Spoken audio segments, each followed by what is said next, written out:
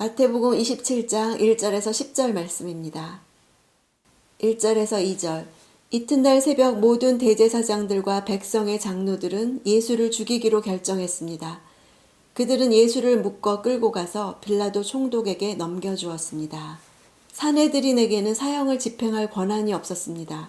따라서 자신들이 내린 사형 판결을 집행하기 위해서는 로마 정부를 설득해야 했죠. 신성 모독 같은 죄로는 고발할 수 없었습니다.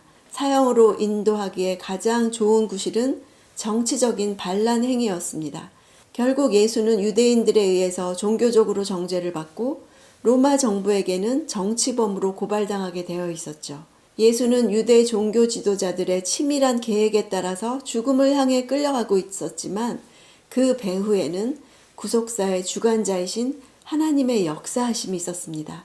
당시 로마 관리들은 대개 아침 일찍 일을 처리하는 경향이 있었다고 합니다. 그래서 서둘러서 총독에게 보내서 사형 언도를 받게 해서 유월절이 시작되기 전에 예수를 죽이고 장사하는 모든 일정을 다 마치고자 한 것입니다. 총독으로 번역된 단어는 헤게몬인데요. 영어로 지배권을 의미하는 헤게모니가 여기서 나왔습니다.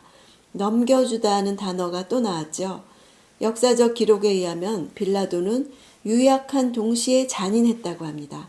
자신의 수하에 있는 유대인 관리들을 싫어했고 그들을 이해하려는 노력조차 하지 않는 외골수적인 지배자였다고 하네요. 유다가 넘겨준 예수를 유대 종교 지도자들은 또다시 총독에게로 넘겨주고 총독은 예수를 십자가로 넘겨주죠. 3절.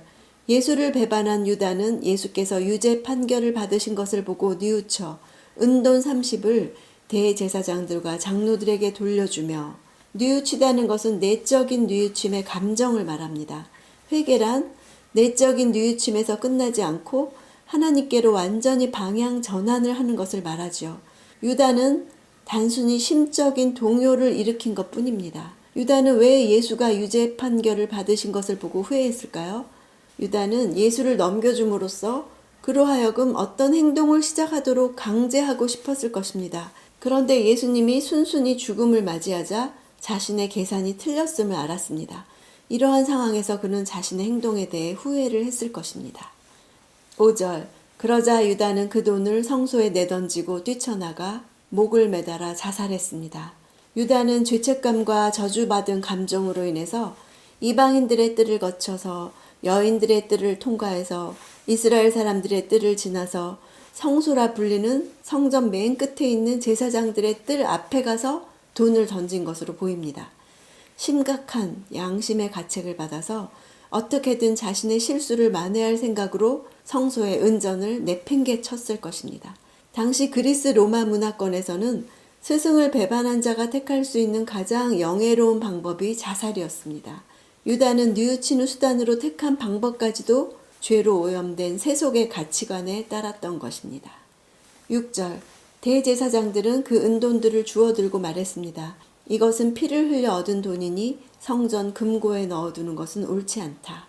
성전 금고는 코르반이란 단어에서 나온 말입니다. 하나님께 드리는 헌물을 뜻하죠. 유다가 가져온 돈은 무죄한 사람의 피를 흘리게 한 것과 관계된 것이기 때문에 부정한 방법으로 얻은 소득에 분명했죠. 창기에 번 돈과 개 같은 자의 소득은 여호와께 가증한 것이므로 하나님의 전에 가져오지 말라, 이렇게 율법에 명시되어 있습니다. 그 돈을 부정한 것으로 간주한 것은 자신들이 예수를 체포한 일이 옳지 않았음을 스스로 인정한 것이죠. 7절. 그래서 그들은 논의 끝에 그 돈으로 토기장이의 밭을 사서 나그네들을 위한 묘지로 삼았습니다. 이곳은 토기장이들이 점토를 파내던 곳이었는데 더 이상 점토가 나오지 않으니까 싼 값에 팔아버린 것 같습니다. 예루살렘 남서쪽 흰놈 골짜기 맞은편에 있었다고 합니다. 9절에서 10절. 이로써 예언자 예레미야가 예언한 말씀이 이루어졌습니다. 그들은 은돈 30을 곧 이스라엘 자손이 값을 매긴 사람의 몸값을 받아 토기장의 밭을 사는 값으로 주었으니 이는 주께서 내게 지시하신 것이다. 마태는 또다시 구약 예언이 성취되었음을 기록하고 있죠. 구약 예언을 인용하는 것에 대해서 마태는 무려 15회, 마가는 2회, 누가는 5회 언급하고 있습니다. 마태가 월등하게 많죠. 유대인 성도들을 1차 독자로 복음서를 기록한 마태는 신약의 여러 사건들이 유대인들이 하나님 말씀으로 신뢰하는 구약과 연장선상에 있음을 강조하고 싶었던 것이죠. 예수께서 팔리실 때의 몸값까지 정확히 예언된 사실은 예수의 죽음이 하나님의 세밀하신 계획에 따라 이루어진 구속적인 대사건임을 잘 보여줍니다. 이루어졌다는 동사는 채우다, 가득하게 하다 이런 뜻입니다. 말씀이 이루어졌다는 예언의 성취를 가리킬 때 하나님께서 정해놓으신 시간의 분량이 가득 찼다는 의미를 나타내고 있습니다. 구약의 예언은 모든 역사의 주관자이신 하나님께서 정해놓으신 바로 그때 이루어지는 것임을 말하고 있죠. 내 삶에서도 하나님께서 정해놓으신 시간의 분량이 가득 찰 때 약속하신 말씀이 이루어질 것을 믿습니까? 그때가 가장 좋은 때인 것을 믿습니까? 오늘 하루도 내 삶에 시간의 분량이 가득한 말씀이 이루어질 것을 기대합시다.